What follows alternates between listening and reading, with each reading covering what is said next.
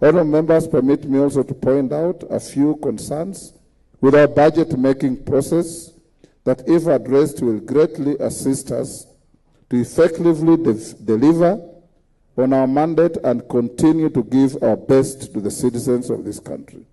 During the budget process, members place great emphasis on the estimates and numerical adjustments to the budget. Members' attention ought to be given to the underlying policy considerations that directly correspond to the estimates and figures. There is need to balance between the two.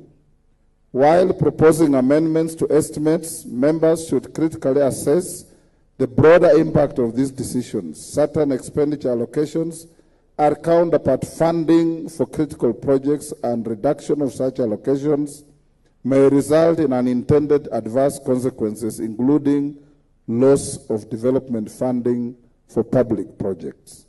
On the aspect of resourcing the counties, I would like to urge us to ensure that we are not the ones who would contribute less resources being allocated to the counties due to the failure by the Public Accounts Committee to examine the current accounts on time. The budget policy statement, which sets the ceilings for allocations of resources to the ministries, departments, and agencies of the national government, will be presented by 15th February 2026. I therefore encourage the PAC does endeavor to conclude its examination of the Auditor General's latest report before the PBS is considered by this House. On security, I am pleased to inform that the Integrated Security Management System, ISMS, has been installed and the project is almost complete.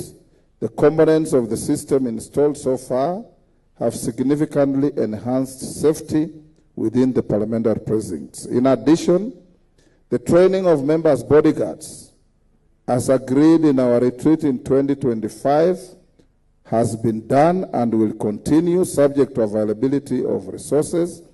And I urge even you members who bear firearms to undertake refresher firearm security training to ensure both their safety and the safety of those around you.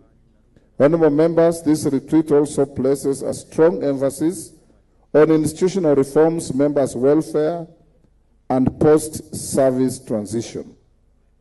I am pleased to report continued progress in the entrenchment of the post-service medical scheme to members of Parliament. The rules and guidelines of the scheme have been promulgated.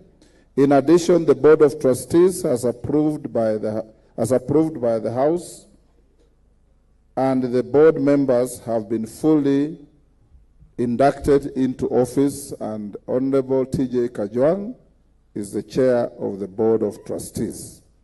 I am pleased to note that the scheme, being largely contributory, is now fully operational, with all members making their monthly contributions, and this is a major achievement in safeguarding members'